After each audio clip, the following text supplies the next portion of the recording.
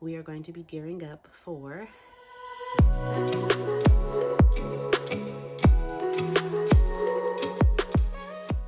it has been so long since I have posted anything. I guess it's been like probably almost a year or over a year, and a lot has changed. Lots of dynamics have changed, and I guess I'm just excited to get back into just sharing my journey with you guys. Like I said, there's been lots of updates and changes in my life, and so I am going to share a few things. And I've missed it. I've missed sharing my story. I've missed sharing my struggles, my infertility struggles, and just, I don't know, just having that support, that community. So I'm excited to be back. So like I said, a lot has changed. It's been about a year. Gianna is over a year old. And it is just amazing watching her grow. Like, I love it. Just seeing her every single day, just the things that she does.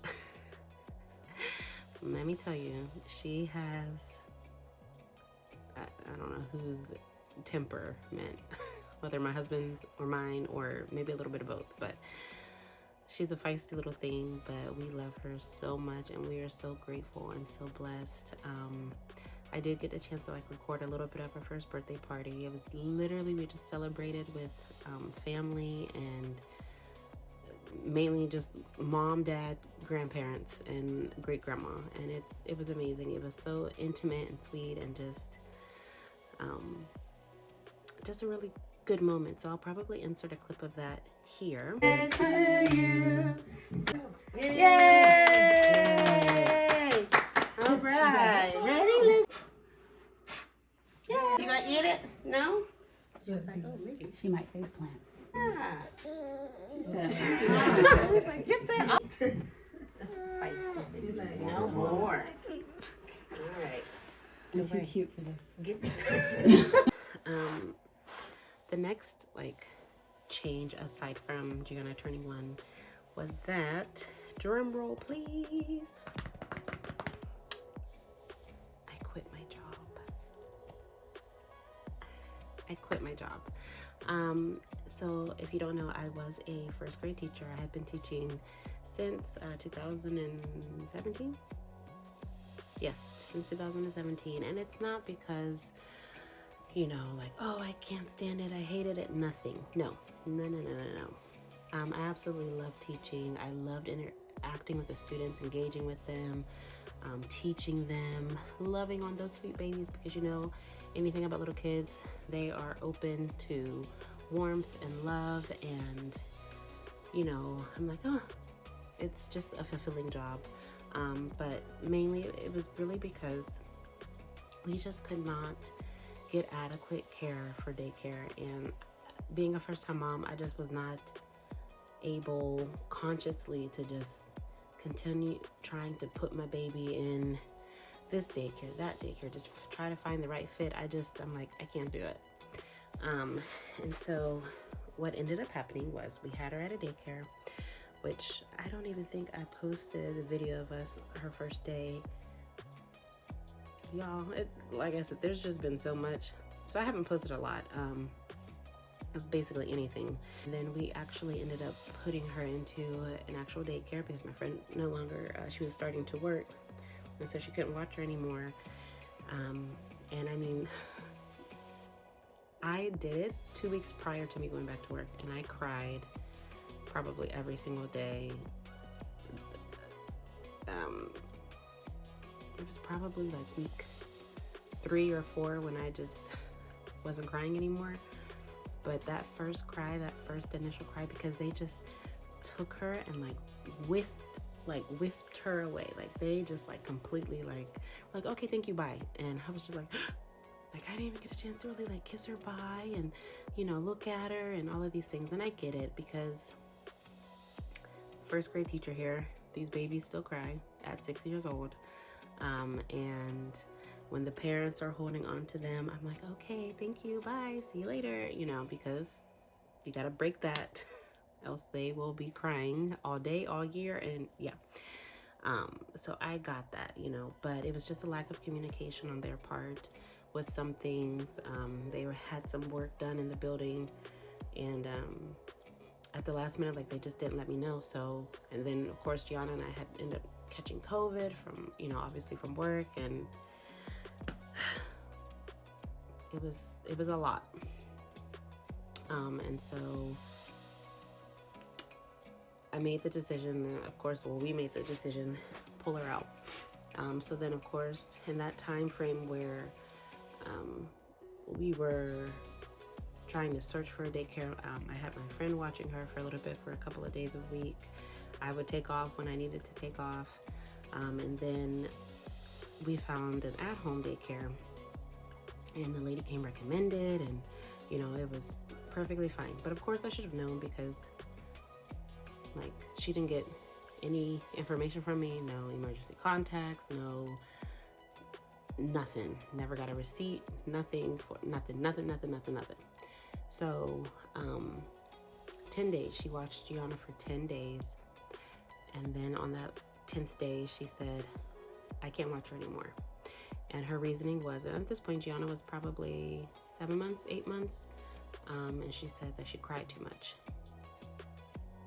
I mean, I thought 8-month-olds cried, because that's the only way they know how to communicate, when they need something or want something, you know, or feeling not unsafe or anything like that. So she said, okay, I'll watch her for the remainder of the week, but I can't watch her anymore because she cries too much. I have to be holding her, and yada yada yada. So she sent me this through a text message after I had gotten Gianna. So as soon as she did that, I basically said, nope, you don't have to worry about watching her for the rest of the week. I just want my money back that I had paid in advance. And so of course there was no issue there. Got her, and my dad, you know, and my grandma, who is, but at the time 90, you know, took on that responsibility of watching her, and that was fine. Of course, you know, at some points, you know, Gianna would be fussy, and of course, just, you know, the typical stuff. But then my dad, with his work, even though he works remote, he still had to go and travel a lot. So I was missing a lot of work. And I could just remember feeling like, oh my gosh, I hope they're not gonna fire me, or I'm not gonna get in trouble, because I've been taking off so many days, and then I don't even have any more days. And it was just a whole lot. And so then my husband and I talked, and I'm like, look, we have to try to figure something out.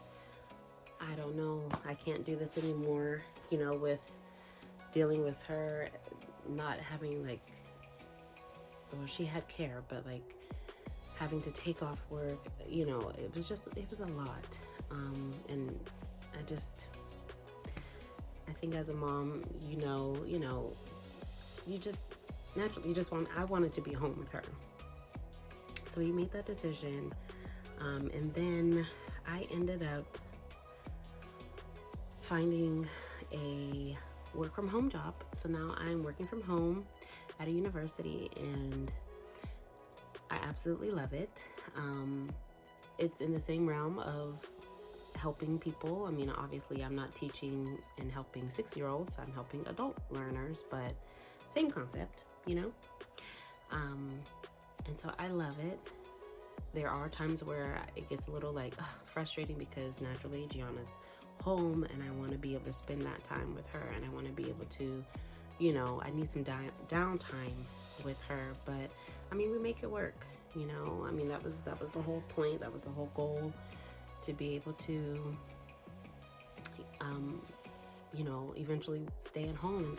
That's what I have been hoping for, that's what I have been praying for, you know. As much as I love teaching, but I'm like, my baby comes first, sorry, you know. And so that has been the most changes, I guess. And that has been, and it's been the best changes as well. There have been some other little details that I'm leaving out. And I thought I would share them on here because we are going to be gearing up for dun, dun, dun, baby number 2. I said it, I know. I'm not pregnant. Okay, we got pregnant in October of 2022. That ended up being a chemical pregnancy. And I can remember, of course, we had a lot going on in October. Finding out I was pregnant, and then a death in the family that like shook us all, and then not being pregnant. Like there was no adequate time like to like really grieve like anything. And it took me a minute to just kind of like feel like, okay, like it's okay.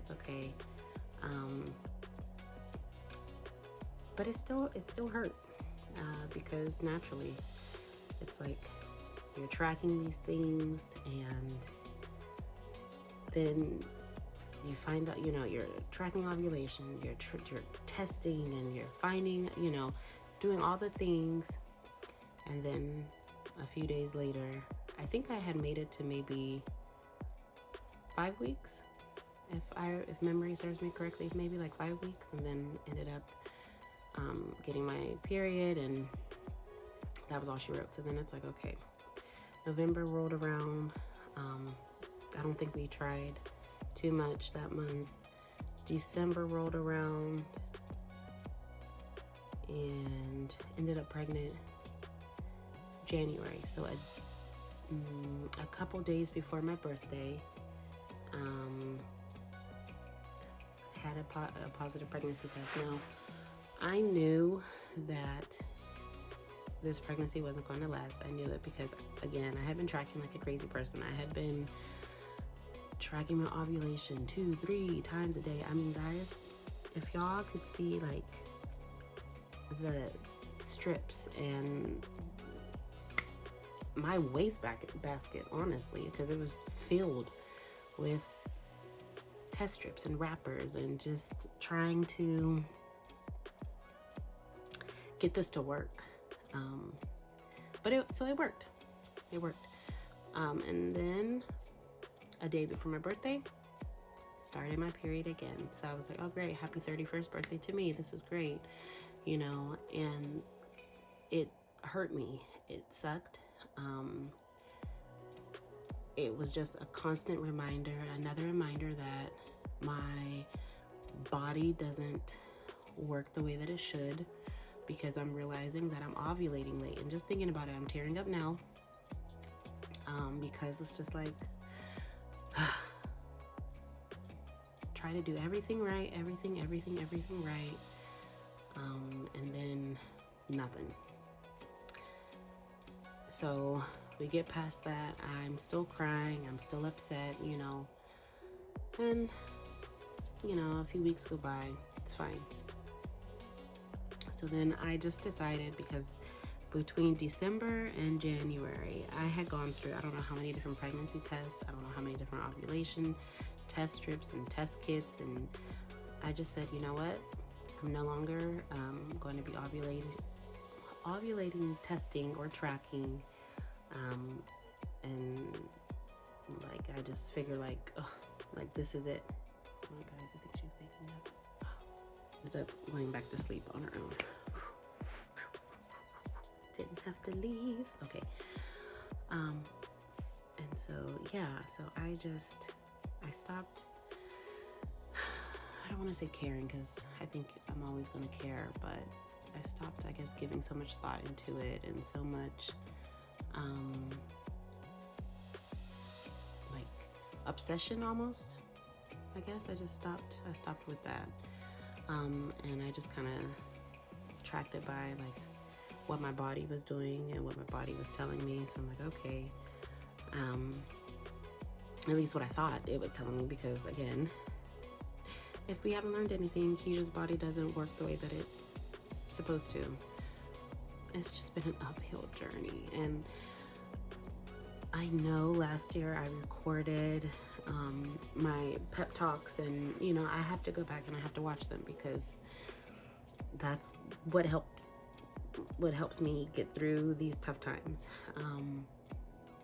I know eventually it's going to happen. I know my body is going to, you know, not fail me per se. My sister tells me, Keisha, you know what, you got through a pregnancy, so you know that your body can do it, you know. And I'm like, yeah, but we were like, that was a miracle, you know. And I know my body will do it again, and it will be a double miracle. There will be a even bigger blessing, you know, with all of the losses. Oh my God. It's a lot. But we have a beautiful daughter, and that obviously keeps me going, and keeps my husband and I going and trying again. And he's supportive, and he's like, you know what, let's just keep trying. And I'm like, I think you like the trying part better, but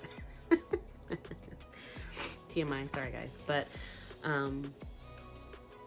yeah, I mean, it sucks. Infertility sucks. This trying to conceive period sucks. But I know that I have a purpose. Someone out there wrote a comment, and it just like blessed my heart and like encouraged me to even get back to this, and to hear that, you know, I inspired at least one person. I'm blessed. My story, you know, with Gianna inspired one person. I'm blessed. I count it a blessing. I'm so thankful that they, you know, said that to me, because that encouraged me. That inspired me to keep going and to keep recording and to keep, you know, I know it's gonna happen. I'm just, you know, it's like sometimes I guess I'm a little spoiled. And so it's like when you're like for me, I'm like a kid, and I'm like, when I want something, I want it then right now. I have this great plan. I wanted, you know, Gianna and this baby to be, you know, a year and a half, almost 2 years apart, and this and that, and you know, and God's like, nope, not yet, not yet, not yet, not yet. So I have to just remember that it's not my plan. It's his plan. And the other thing too, which I forgot to mention, when we went in October, my doctor did give me letrozole again. So, you know, I was all set to try it in November, all set. And then it dawned on me, like, wait a minute, Keisha, you're still nursing. Like, what?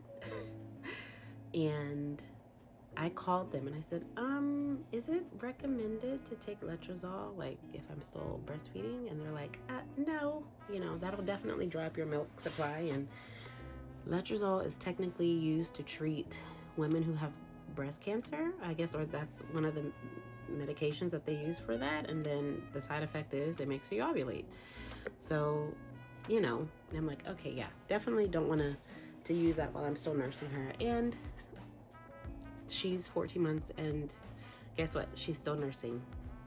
One of my biggest pet peeves is when people like involve themselves like into like what I'm doing as far as my nursing journey. We struggled hard to nurse, to breastfeed, and so it pains me. And this is just like a little rant, vent, I don't know what you want to call it. When people are like, oh, why are you still nursing? This is why, you know, you're not getting enough sleep, and she needs to be off of it. She's too old for that, and this, that, and the other. And it's like, are these your breasts? Is this your milk? Why does it bother you so bad? Is she, you know, doing this to you? No, she's doing it to me. Do I mind? No, which is why we gonna keep doing it until I feel ready, and until I kind of see that my daughter's ready. Gianna's a very picky eater, and she doesn't eat a whole lot of things. Don't know why, because when she was like a baby and we started her with foods, I mean, homegirl was tearing it up, and now she's like, and you can't force her to eat nothing. So she's a very picky eater. So in my mind, I'm like, well, I don't want her to lose weight, nutrients, nothing. And that was another big thing for me as to why I wanted to stay home, because we went to her 12-month appointment and she was like 19 pounds, and they're like, she's a little not underweight, but basically like, you know, she should be a little bit heavier at this point. And so they're like, oh, well, you might have to wean her if, you know, her weight basically doesn't improve, because it's kind of like going down. And I'm like, oh God, you know, stressing out about that. So it's been a blessing being able to be home, because now it's like when I'm not pregnant, my milk supply is great. And so we're gonna keep doing it. I mean, she's 14 months. I mean, I don't really have a cutoff time. Obviously, I don't see myself doing it, you know, till she's 3 or 4. But I mean, it's my journey. So if there are any mamas out there who are getting slack for still breastfeeding your kid when they're 18 months, 24 months, ignore it. You know what's best for you and your baby. I told my husband this the other day. I don't see how people are okay with giving their kid animal milk, but not okay with the milk that my body makes. I just don't get it. So there's my 2 cents on that. But anyway, I just wanted to hop on here, update you guys with life, all the life things that have been happening. I am planning on tracking and letting you guys see the ins and outs of this next TTC journey, and then of course some other things too. You know, I want to open up my page to not just strictly TTC, because I think sometimes that kind of drives me insane with all the ovulation tracking and the pregnancy tests and everything else. So, you know, who knows, maybe a day in the life, just different things. There's a lot of changes that are also going to be coming with our life. There are a lot of things that Michael and I want to do, and so I'm sure we'll be taking you guys along to see it and see some things, and, you know, just get back to what I love doing, and that is making and having babies and sharing my struggles with the struggles and successes with you guys. I am sending all of the baby dust, all of the love, all of my prayers, all of the many blessings to each and every single one of you, and all the mamas who want to be pregnant and want to be able to carry. I am sending you all the love in the world. My heart is with you. My thoughts are with you. Tell yourself, manifest it, pray about it, open your heart up to receive, because it's going to just flow in. And I'll update you guys in a little bit. Bye.